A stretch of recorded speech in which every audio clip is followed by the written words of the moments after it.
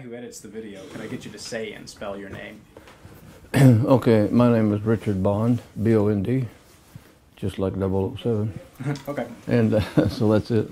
Okay. And I'm the executive director of OKC Compassion, and I had been pastor of Penn Avenue Nazarene Church, where Philip attended and was very involved, and he was also involved in OKC Compassion. And so I knew him real well. Okay. Can you tell us, I know we talked about this before the video came in, but can you tell me a little bit about how he started coming to the church? He came because a friend invited him. He had kind of dropped out of church. He came from Trinidad to attend Southern Nazarene University. And I think both of his parents lived here, and his father died right away. So he lived with his mom. And, you know, he's in a new culture, and he began to pick up some of the habits of what you find here in Oklahoma City, especially in the inner city. And kind of drifted away from the church and was pretty inactive. And then a gentleman by the name of Pastor Els, a retired minister who was in our church at the time, became concerned about him and thought maybe he might be interested in coming to this church here at 10th and Penn. So he invited him to come to church. And pretty much from the very beginning, he just fit right in. You could tell that he loved the kind of church that we were. He enjoyed the fact that we were reaching out to the disadvantaged people. And he just fit right in from the very beginning and became a vital part of both Penn Avenue Church of the Nazarene, which is now All Nations Church, and very much involved in that ministry as well as the ministry of OKC Compassion.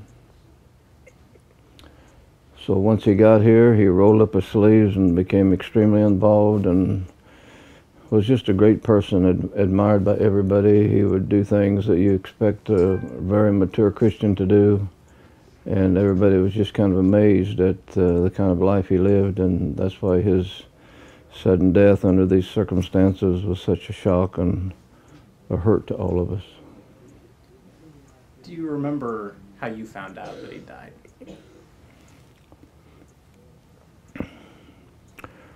Well, a friend of his called me on a morning about 7 or 8, and he just told me that the police found Philip shot. The car was at an intersection. They found him lying outside of his car, already dead. A neighbor had called the police, I guess, and just said it looks like there's been something wrong out here. And so one of his best friends called me and told me about it. Just a total shock, you know, out of the blue. This may seem like an unusual question, but do you remember what you were doing when you got the call? Oh, I can't remember for sure. I think maybe I was driving at the time, just driving down the road, carrying my cell phone with me, of course, all the time. Take calls probably when I shouldn't, like when I'm driving. But if I remember right, I was just driving down the road when I got the message. And it just, you know, it really shocked me and overwhelmed me. And pretty soon then I was talking with family members and other people from the church and people involved in OKC Compassion. And they were all giving what little information they had about that. Okay. You mentioned being shocked. Do you have to pull over or anything like that, or? Well,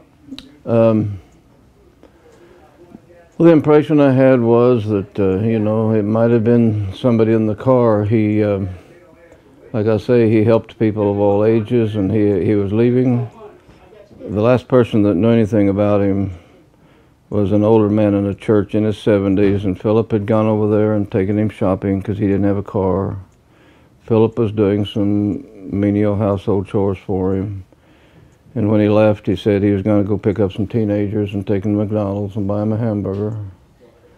And so when I heard what happened and heard that comment from this fella, I just had a picture that probably he was driving and there was maybe 2 or 3 or a carload of teenagers, because sometimes these were teenagers he would bring to church a lot. I mean, he didn't just like to hang out with teenagers just to be with him. He had a goal. He was trying to help them.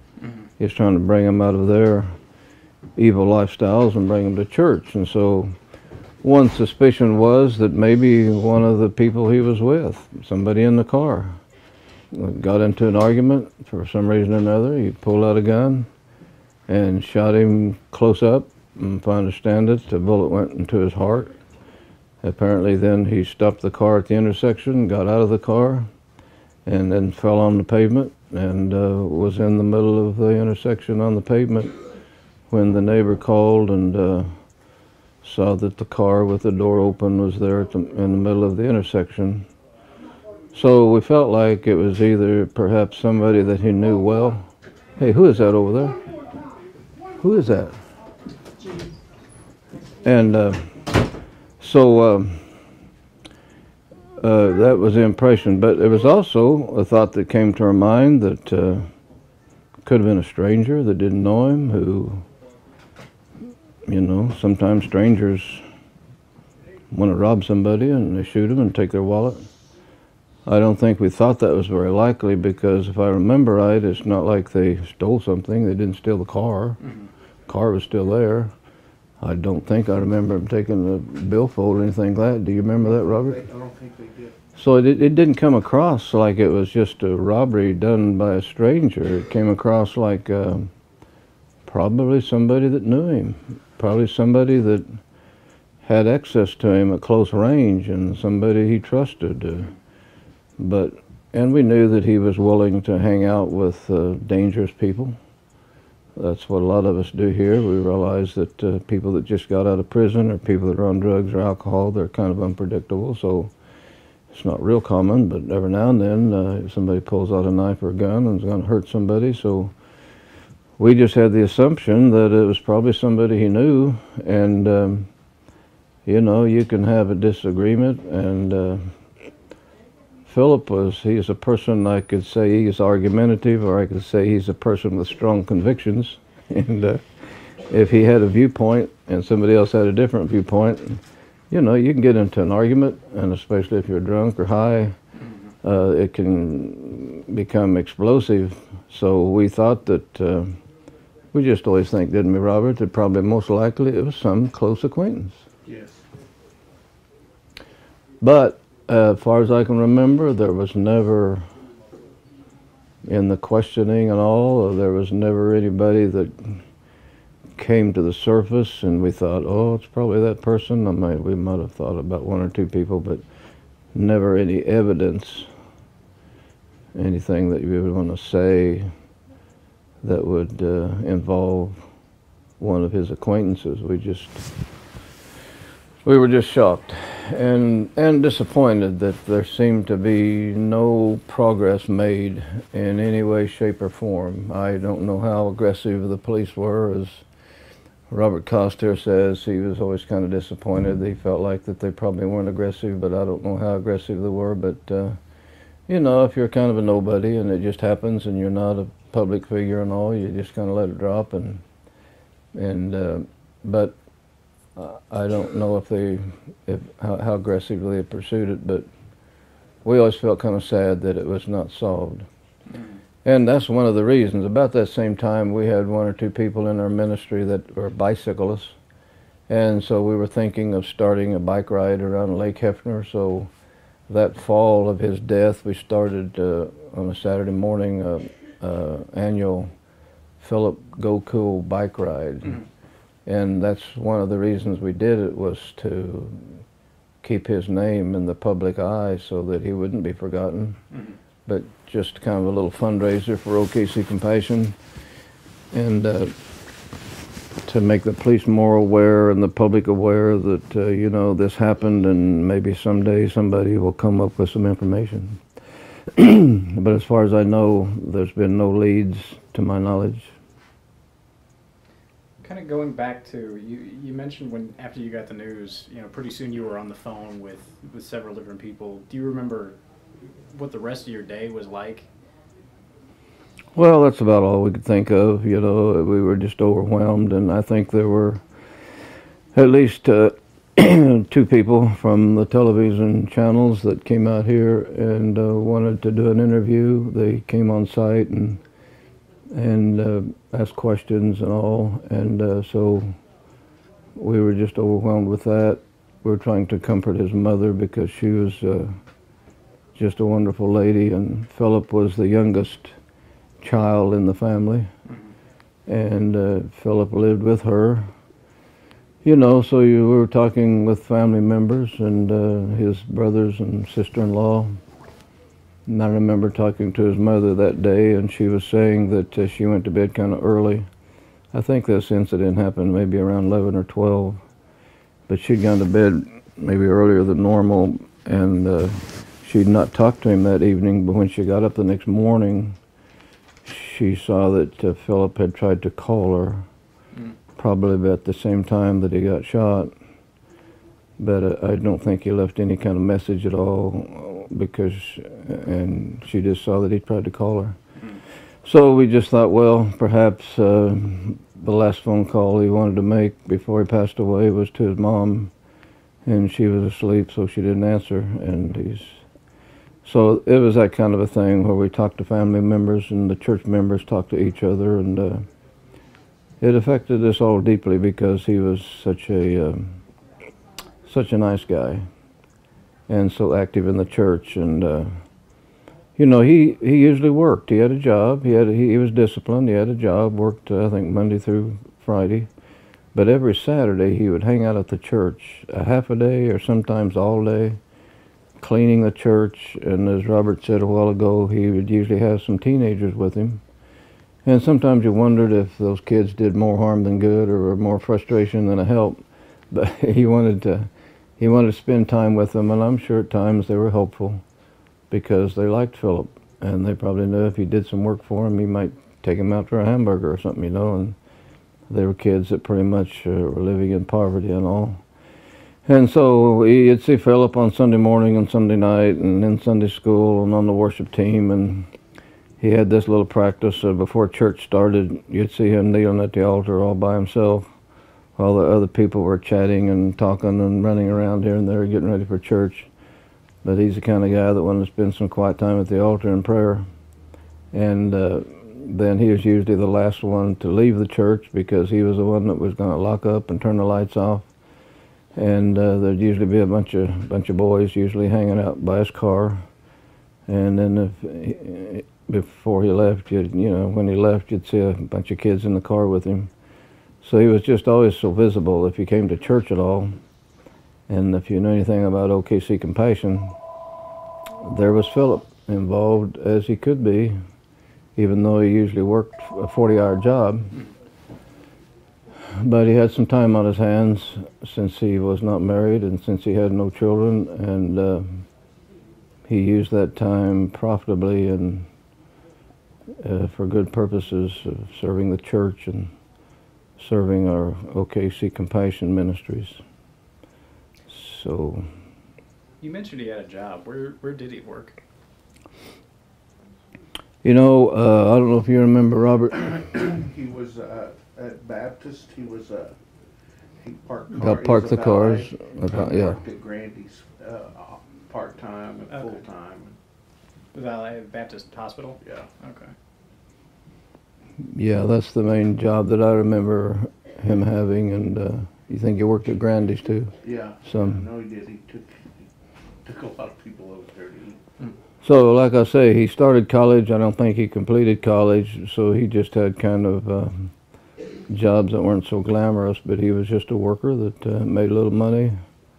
But you knew that he always not only gave his time and energy to teenagers and other people, but you knew that he also would buy them soft drinks and food and probably give them cash from time to time. That's just the guy, kind of person he was. Sure. Do you remember kind of how the church reacted to it when they found out? Well, I can tell you about his funeral.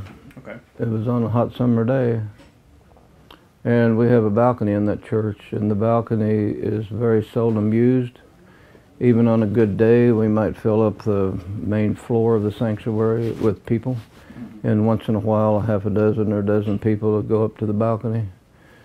But on that hot summer day and a rather long service, the balcony was full, in addition to the main sanctuary.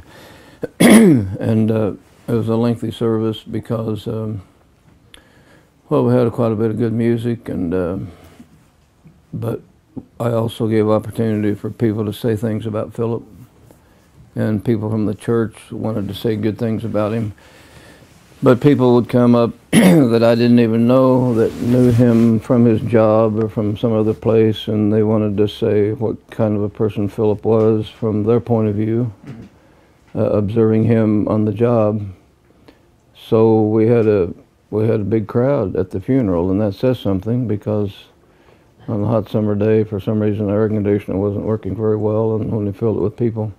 But it wasn't like anybody was tired and wanted to leave, you know. They were all into trying to honor Philip's good life, and a lot of tears around the casket as people hung around and talked and visited, and because he was so young, you know, and such a fine fellow, that death, and then especially a traumatic incident like this, it just got your attention, and it just kind of wrenched your heart, you know. So the people really reacted with love and compassion toward his family, and tried to comfort them, and they just were wanting to say good things about Philip. So it had quite an impact on the church, but other people as well who knew him. And you mentioned the bike ride, and you all still do that every year, is that right? We still do it, yeah, after all this time. Is it growing or about the same as it was? Well, we had a lady in our church, her name was Catherine Sharp, and she was an enthusiastic cyclist. And she kind of got me involved. In fact, she gave me a bike to encourage me to ride. I'd never ridden a bike like that, so I had a 10-speed bike or whatever it was. Still have it, I don't use it that much. So she was the main promoter of a bike ride. She knew how to do it. So it reached its peak when she was at the head of it. The last year or two, we've had it in bad weather and didn't have her leadership. It hasn't been didn't have as many participants in the past, but it's still on our agenda, and we always plan to do the bike ride. And it's not so much because we love to ride bikes, and it's not so much because it's a big money raiser. We just, you know, you pay a little bit to ride, and you got to buy T-shirts and stuff like that. So it's not a big money raiser, but it's the main thing. We're on this track of honoring Philip in this way, and we usually get a little article in the newspaper maybe, and get some attention, a little bit on TV maybe. And so we just want to keep it up because it honors Philip. It was about Philip. It wasn't about seeing how fast you could ride a bike. But it was a good way to honor him, and his mother would always come. We would have a picnic after the bike ride. You could be sure that if she was in the States, instead of being in Trinidad, she would be there. And even this last time, we had a lot of his relatives there who came, and usually some of them rode a bike, but most of them just came to have fellowship around the picnic and to be with people that knew Philip. One of Philip's best friends was a guy named Ben Hester, and he was very, very close to the Goku family. And, you know, it gives you comfort if you can be around somebody that knew your brother or knew your son. And Ben Hester was always in the middle of that, and they enjoyed talking to him as well as the rest of us that had a lot of contact with Philip.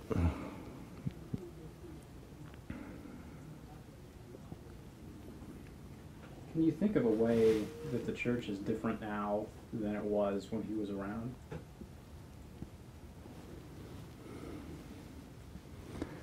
Well,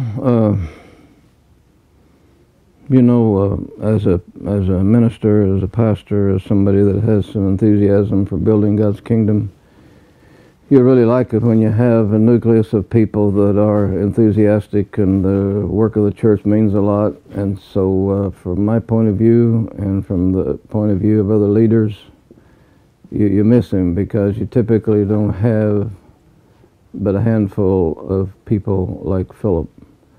And especially from my point of view, having a special interest in people that are disadvantaged, and whether it's teenagers who are pretty well lost or whether it's somebody just getting out of jail or prison, you don't have a lot of people that reach out to them with love and affection and compassion. And so you miss somebody like Philip. And when I established this prayer room, trying to promote a prayer ministry, he was the most zealous in grabbing hold of that. And so you miss him that way. So me and other leaders in the church miss him as a leader that adds to the church. And so there's a vacuum. And we don't have a lot of income in a place like this, and so we don't typically hire custodians and all that. And so when you have somebody who volunteers, spends half of their day or all their day on a Saturday, the church isn't going to be quite as clean as it had been. And you just miss him because he was such a trooper, totally a volunteer, wasn't like a paid staff member.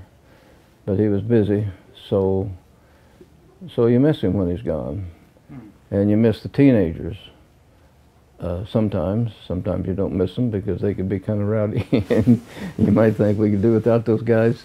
But we really appreciated his efforts to, to tame some of the wild teenagers in the community, and he always tried to work with them. And I, for one, missed him because not that many people want to reach out to the difficult people and the so-called most evil people.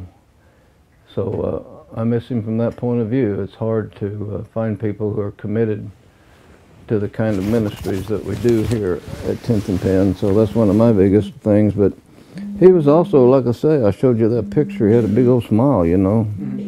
He showed his teeth when he smiled, and he always had a smile. And I can remember there's times he'd have a little argument with somebody. Somebody might be fussing about his teenagers and why didn't he control them better and stuff. And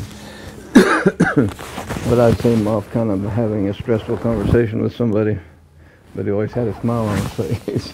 The other person had anger on their faces, but he was trying to talk to them. But he would hold his ground and he would defend his points of view, but he always tried to have a pleasant smile. So you miss something like that, you know. You need the more friendly people in the world, the better. And the fewer angry, cantankerous people, the better. And he was one of the good kinds to have around, so it left a vacuum, it really did.